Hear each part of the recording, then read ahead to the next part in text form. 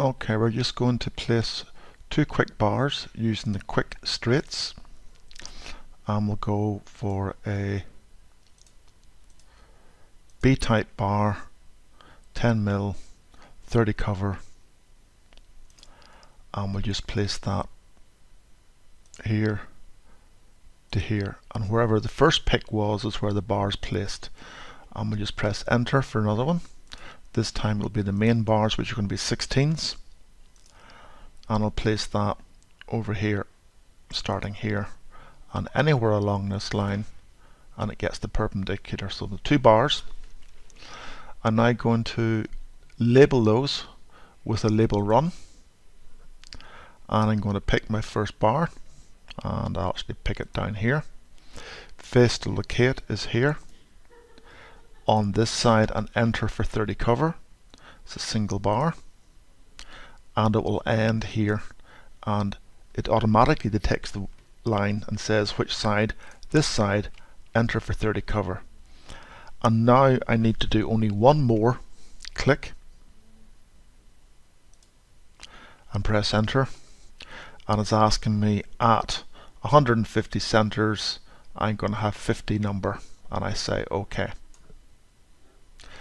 and that will be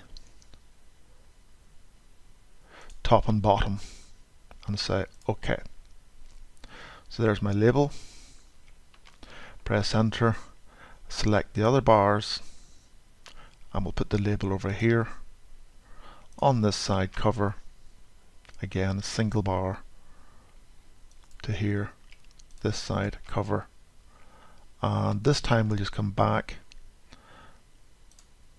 and place this out to the side and enter, and this time we'll make them at 200 centers, and I'll go for 24 of them and say OK, and again top and bottom. Okay, so that's the two bars placed. We can go ahead and we can schedule that, and we'll schedule it, marking it so that any changes we make later will be marked. And I'm going to say no, I don't need to compress any bars, and there's my simple schedule available to me with my two number bars. I'm now going to introduce an opening by putting in a rectangle, and I'm going to just specify it nice in here and say that it is at 1200 tab 1000 tab, so a rectangular opening. And now what I want to do is to trim these bars short, because this opening has just appeared. So I can use the facility in here to go, here it is, to split a label. So I can say split this, so I don't have to do everything again. And it's going to say pick label to modify. I'm going to pick this label, and I can then just come up here and say roughly there and there, and it's saying 150. If I want to put 20 in the first group and then 25 in the second, and it's 45 top and bottom, it's now updated that. And likewise repeat, pick that label, and then just there and there, and 10 sounds good to me, and we'll go for 10, and there we go. So there's the two additional bars, labels updated. Now what I want to do is put in an additional pair of bars. So quick straight again, and we'll do the verticals, and I'm going to say first face, second face, and then it comes, and repeat, first face, second face, and then it comes, and repeat again. This time it will be the 10s, the distribution steel, and we're going to put that from face to face, repeat, face to face, and repeat. Now, what I do need to be allowing me to detail these up is a couple of construction lines. So quickly align. Doesn't have to be that accurate because it just needs to be accurate enough. And I always draw them outside so that I know which lines they are.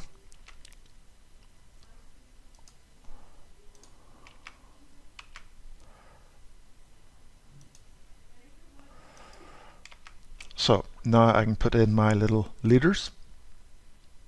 So new bar run, bar to label. I'm going to put this up here out of the way from that face, and it lies on this side, and the cover is really going to be the 200.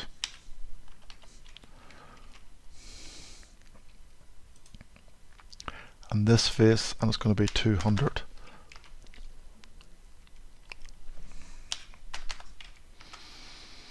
So there we go, because obviously we're going to have a bar just here, so we just don't need another one for that. And I can just come along, back along the line, up out of the way,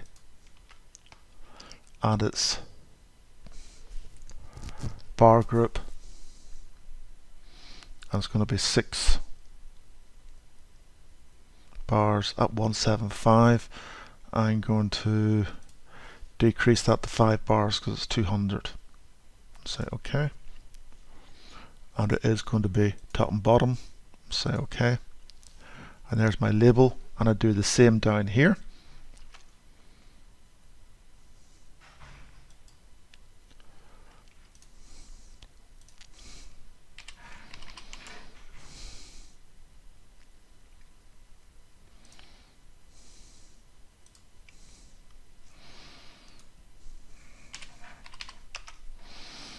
And again, I will just take this, and in fact, if I want to, I can just take that on out over here, and it's 5. It remembers the same information because it's the same distance, and I'm going to again change that to top and bottom.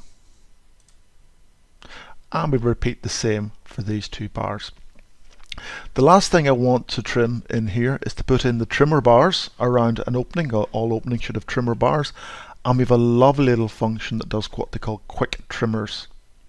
So I'm going to put 10mm trimmers, and I'm going to go for 45 extension and 30 cover all round, and just say OK. And we'll have a square link and diagonals, and we could double up so we have 2 pairs, but in my case I'll keep it simple, and in fact it's quite a large opening, so I will double up and say OK.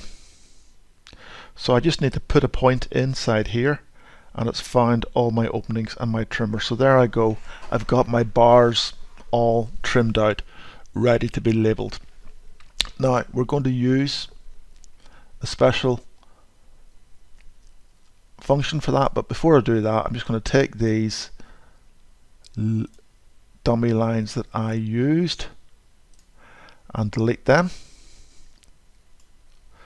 And now what I'm going to do is I'm going to label these 4 bars, top and bottom, using the series. So we first of all pick the bar, and I'm going to take the leader down here out of the way, and then the first point is this one, and it's an arrow, so just press enter to get the A. The next one is here, and it is an arrow, so just press A. The next one is here, and it's an arrow, so press A. And the last one is here, and it's an arrow, press A. Now returning, I can just come up and across and enter, and use that bar yes, calculate yes.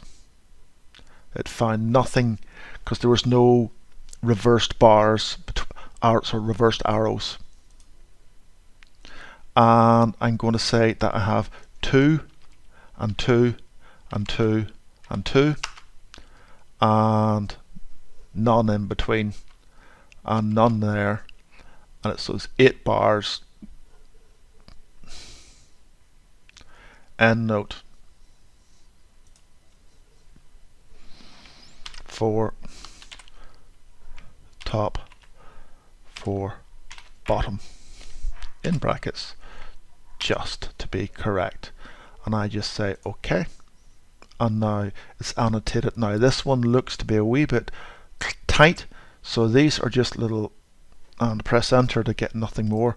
So select this and choose this one and just move it out there, so the bars are annotating, and we could even reverse those bars around if we so wanted to, those arrows. And that's how simple it is to annotate loose bars in the file.